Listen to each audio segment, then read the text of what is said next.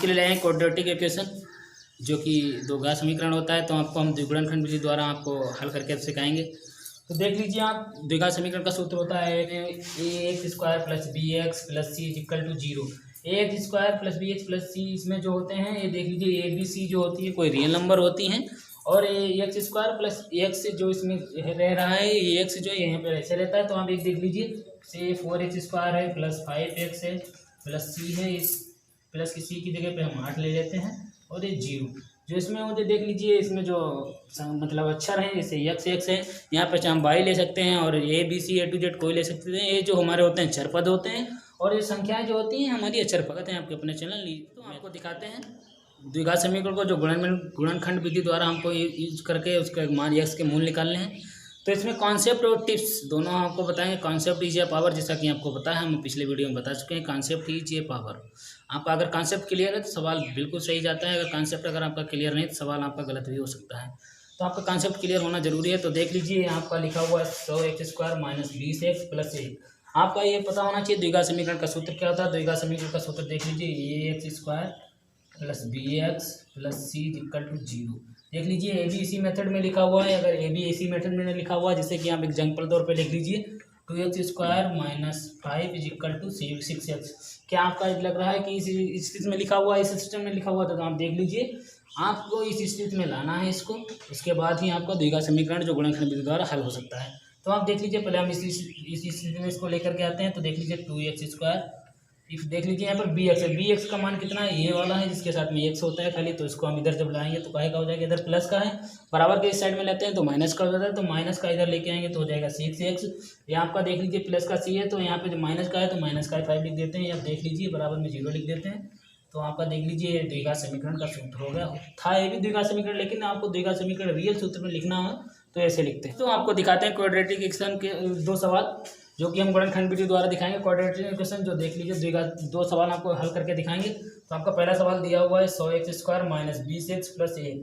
आप पहले समझ लीजिए द्विघात समीकरण का सूत्र के द्वारा फॉलो हो रहा है कि नहीं फॉलो हो रहा है। तो आप देख लीजिए, द्विघात समीकरण का सूत्र यहाँ पे लिख देते हैं, ax square plus bx plus c equal to 0।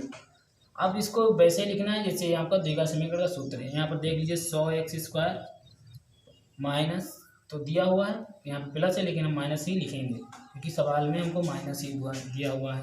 आप ये देख लीजिए प्लस 1 इज इक्वल टू 0।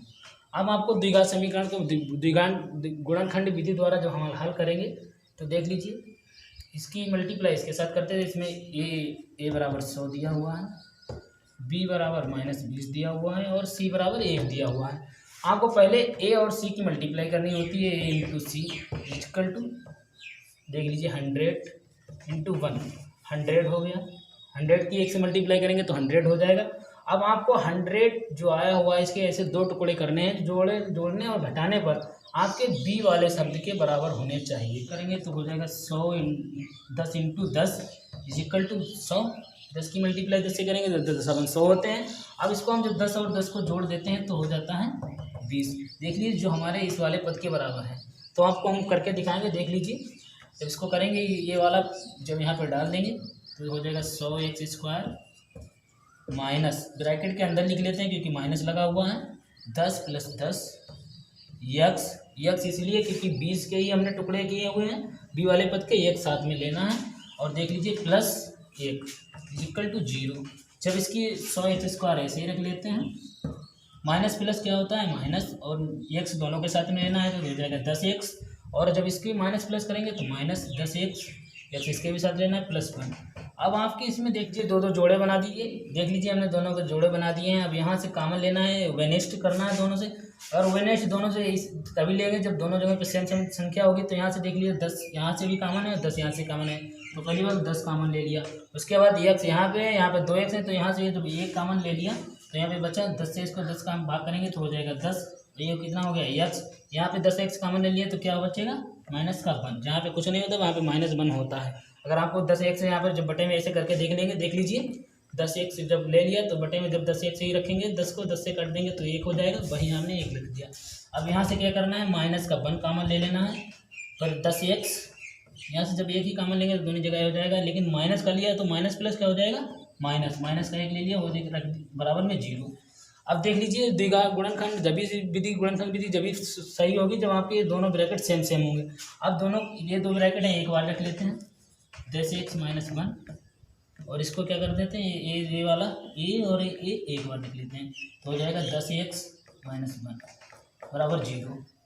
अब आपके ब्रैकेट सेम सेम है चाहे इनके हम मूल निकाल देते हैं। जब हम मूल निकालेंगे तो देख लीजिए आपके जो मूल निकल के आएंगे 10x-1 बराबर 0 इसलिए क्योंकि दोनों के बराबर में 0 दिया हुआ है और एक के पहली बार एक ब्रैकेट के बराबर 0 रख लेंगे और दूसरी बार दूसरे ब्रैकेट के 0 रख लेंगे। तो इसके ब्रैकेट जब 0 रखा है तो x बराबर इधर प्लस का था माइनस का था इधर रखेंगे तो हो जाएगा प्लस का 1 और 10x बराबर 1 और x का मान जब निकालना है तो 1/10 आपका एक ये हो गया। अब सेम सेम है तो दोनों के यही हो जाएंगे x बराबर 10 एक आपका x का एक मूल निकले एक ये दोस्तों आपको दिखाते हैं उसका दूसरा सवाल द्विघात समीकरण है जो गुणनखंड विधि द्वारा ही करेंगे। तो इसका देख लीजिए 6² - 1x - 2 = 0।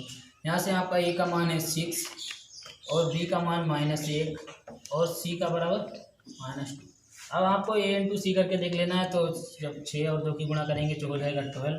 अब 12 के ऐसे दो टुकड़े करने हैं जो कि b के वाले पद के बराबर होने चाहिए। b वाले पद के जब बराबर होंगे तो देख लीजिए 4 × 3 करेंगे तो हो जाएगा 12 और 4 और को 3 से सब्ट्रैक्ट करेंगे तो एक ही बचेगा। तो देख लीजिए यही वाला आपका पद हम यहीं पे डाल दे रहे हैं। तो देख लीजिए 6x² - 4 × 3 4 - 3x - 2 = 0। इसका ब्रैकेट खोल देते हैं। देख लीजिए 6x² माइनस यहाँ पे प्लस है जो प्लस माइनस क्या होता है माइनस ही होता है। देख लीजिए अब x दोनों के साथ में लेना है तो हो जाएगा 4x माइनस माइनस हो जाएगा प्लस। आपको फिर जब इसके माइनस से जो प्लस हो गया यहाँ पे 3x कर देते हैं -2 = 0। अब इसके दो पद अलग कर लेते हैं दो पद अलग कर लेते हैं। अब यहाँ से जब हम कॉमन लेंगे देख लीजिए यहाँ से 2 कॉमन मिल रहा है 2x जब यहाँ से 2x कॉमन लेंगे हो जाएगा यहाँ पे 3x। यहाँ पे जब 2x कॉमन लेंगे तो खाली 2 ही बचेगा और यहाँ से जब हम प्लस का 1 कॉमन ले लेते हैं तो यहाँ पे 3x - 2 = 0। ये जब ये ब्रैकेट सेम हो जाएंगे तभी आपका सवाल सही होगा। आप ये ब्रैकेट एक बार लिख लेते हैं 3x - 2 और ये वाला ब्रैकेट एक बार लिख लेते हैं +1 = 0। अब दोनों अलग अलग एक बार 0 एक बार एक ब्रैकेट के बराबर रख लेते हैं एक बार इस वाले ब्रैकेट के बराबर 0 रख लेते हैं। पहले इस वाले ब्रैकेट के बराबर जब 0 रखेंगे तो हो जाएगा 3x = ये इधर माइनस का था इधर आ जाएगा प्लस का हो जाएगा। फिर यहाँ से आपका x का मान निकालना है और ये वाला जो गुणे में होता है उसको बटे में बेच देंगे 2/3 और ये वाला देख लीजिए 2x + 1 = 0। इसके बराबर जब 0 रखा तो देख लीजिए 2x इसके बराबर ये प्लस का था इधर ले जाएंगे माइनस का हो जाएगा। फिर यहाँ से x का मान निकाल देंगे तो इस प्रकार आपका ये हो जाता है।